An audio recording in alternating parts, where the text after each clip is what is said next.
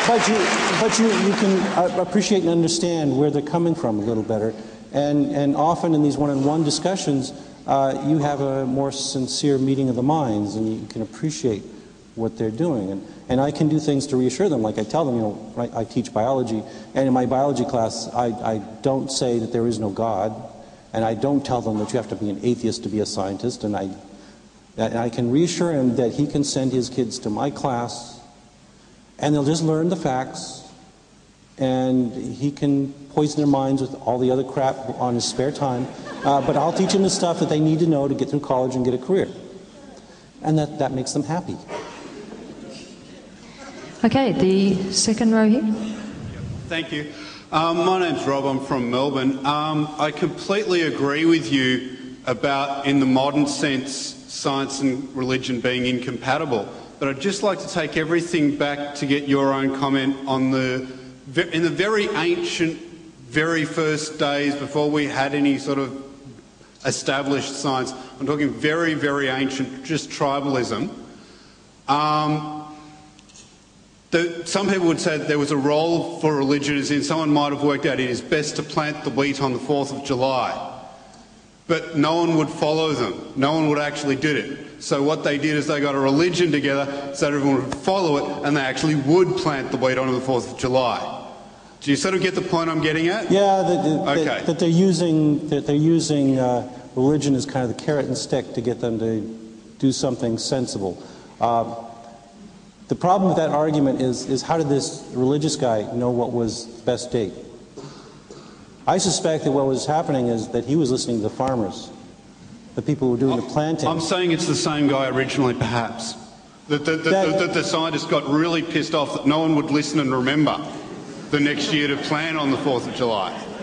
Well, and he got sick of no one listening to him. It seems a little far-fetched to me, because I think, you know, if I were in that tribe, I would find it far more persuasive when the farmer brings in the bumper crop of wheat every year. That's what I'd be looking for. Is oh, you feed your family really well. What are you doing to do this? And I will do this too. I would also say that, you know, in these tribes where religion was operating, you know, there were the guys who were sitting there figuring out how to knap flint and make really sharp knives, the scientists. And then there were the guys making little wooden dolls and sticking pins in them, the religious people. And guess which one worked? So yeah, I think religion has been parasitizing all along. You might be able to find some contrived instances where you can make an argument, well, yeah, maybe they got this going in this particular way. It might actually be a better argument to say, you know, for instance, in the floodplain societies where religion was an organizing factor that helped them put together irrigations that could increase yields. Yeah, there's arguments you could make there, but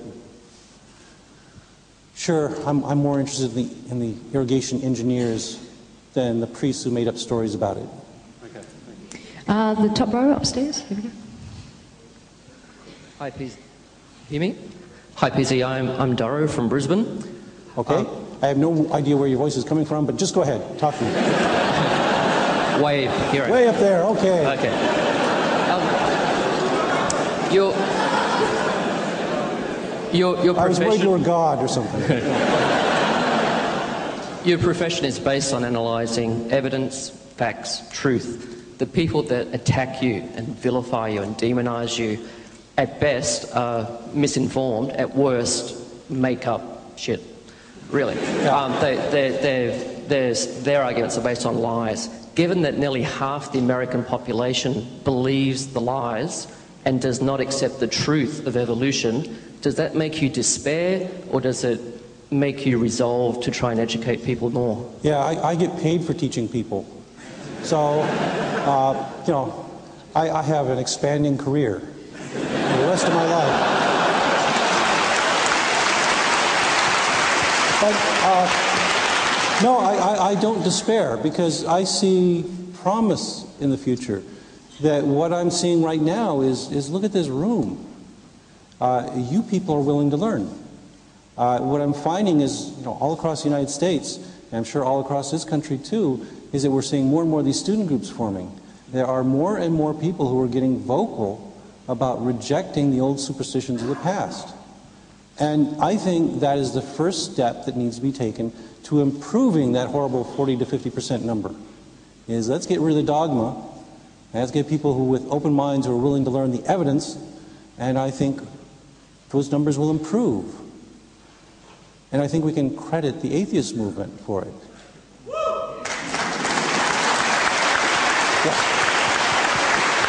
The first row, down there. Yep. Hi. Hi. My first comment was just a little story about a month ago. I enrolled my daughter in preschool and I was asked 3 questions. The first was, did I have a copy of her birth certificate? The second was she immunised? And the third was, does she have a religion? She's 2.5. And I was asked if she had a religion so they could accommodate that. That leads into my question, I guess, which is about the fact that in Australia, it's pretty commonly accepted that evolution is the truth. And yet, in a lot of schools, public as well, but universally in the private schools, creationism is taught, intelligent design is taught in biology classes by biology teachers. Yeah? This sounds just like America. Now you're motivated to do something about it, aren't you? That's my question. Why aren't more biologists and scientists talking about this? We always hear about the religious people and their opinions about their right to teach it. Why don't we hear more about scientists' right to teach only the truth in education? It's a good question. And it's actually a common problem that I run into all the time, that this is a one-way argument. That if you go into the public schools and you talk to the teachers, what you'll discover is that they're terrified to teach evolution, because when they do, parents will storm in and yell at them and tell them they're going to hell, etc., etc. Don't teach my children this, don't poison their minds. When teachers teach evolution, how many of you, when your kids are taught evolution, go in and tell the teacher, good job, you've done something great? It doesn't happen. It's really rare.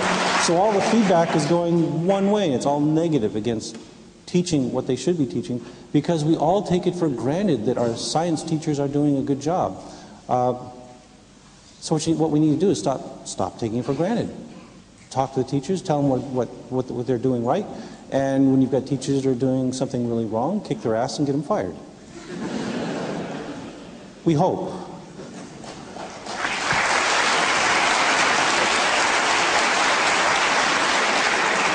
Okay, the second microphone there in the middle. Yep. Hi, PZ. It's Ben from Melbourne. Now, as you've mentioned, you've got an expanding career. You're a research scientist, a university lecturer, amateur actor, as we can see from Mr. Deity. Wait, amateur? What? Oh, so that's why he needs the begging clips at the end of each episode. Okay.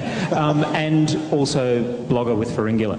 Now, with that, Pharyngula goes out to an audience of millions over the course of a year, I'm sure. As a research scientist, your work is read by, I assume, thousands of researchers. Tens. Sorry? Tens, yeah. Okay, and as a lecturer, you would, I assume, have a couple hundred students a year. Yeah. Which one of those roles do you think is the most important in terms of teaching science and in promoting reason?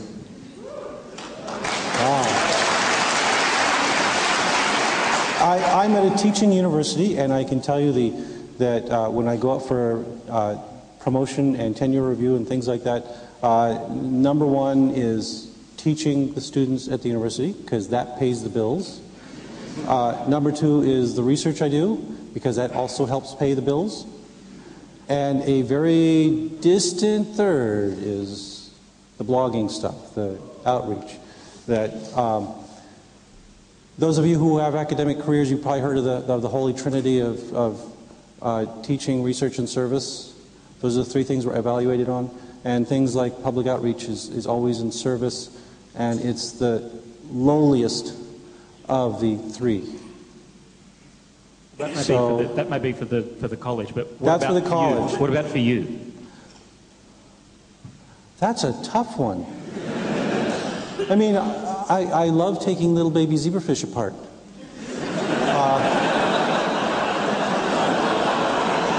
And of course, there's snipping the nothing legs like- off newts as well, yeah. I get up in the morning and I squeeze fish and I get a couple hundred embryos and I do horrible, evil experiments on them, which is the good life.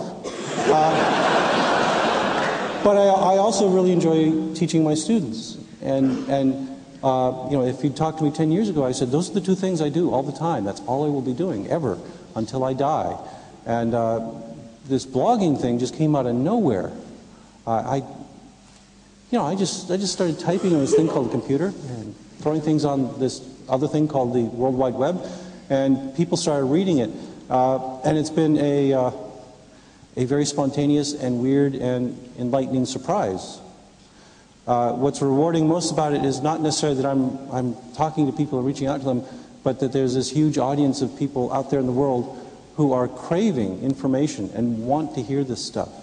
And that's another of those things that gives me a lot of hope for the future, is that there are people like you who want to learn. And we've got these new technologies that are allowing us to do that ever more efficiently. So I can't say which of those three is my favorite. I like them all. It's why I'm in this career.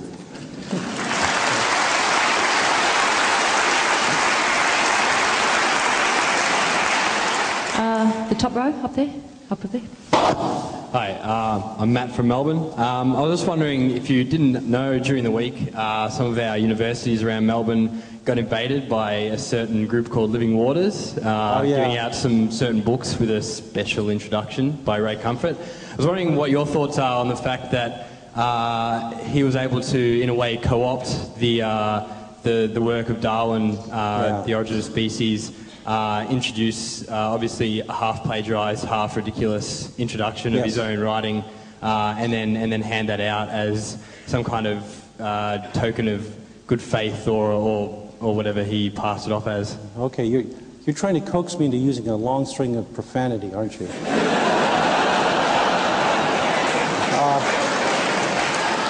No, Ray Comfort is a dishonest, lying sleazebag.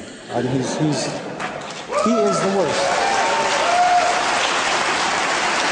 It's not just that he used Charles Darwin's words to promote a point of view that is unsupported by the evidence and is completely contrary to what Charles Darwin said, but he did it incompetently.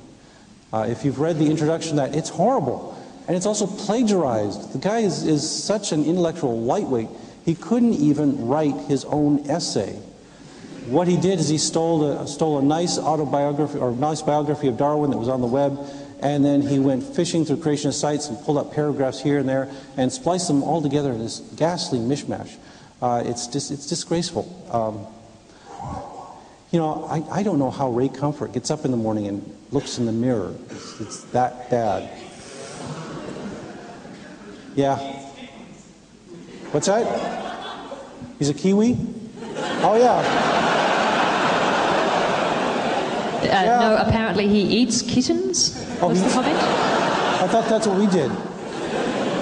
Yeah. But yeah, no, Ray Comfort is a New Zealander, so that's another strike.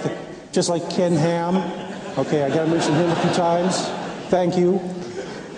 One more from the middle. David from Perth. You mentioned before about the charitable work that religions do, and that's a good thing and so on. But I've always wondered, would McDonald's fund Ronald McDonald Charities if they didn't get a PR payoff from it? And do you have any thoughts on religion's true motivations behind their charitable work? Oh, well, I was trying to be nice. Come on. But no, I agree that it's basically a selfish endeavor. That we heard an earlier talk about the economics of religion, and the reason they are doing this is to put up a nice pretense of being a charitable organization so you can get the nice tax cuts and get treated as a privileged institution. So I think that's ultimately what a lot of it is. And then the other part of it, the part that's been around the longest, is that these charitable efforts are always tied to proselytizing. This is an evangelical movement. Do we really want to buy friends? Well, Christianity does, but we'll aim a little higher, and I think what we offer is truth rather than a Bible.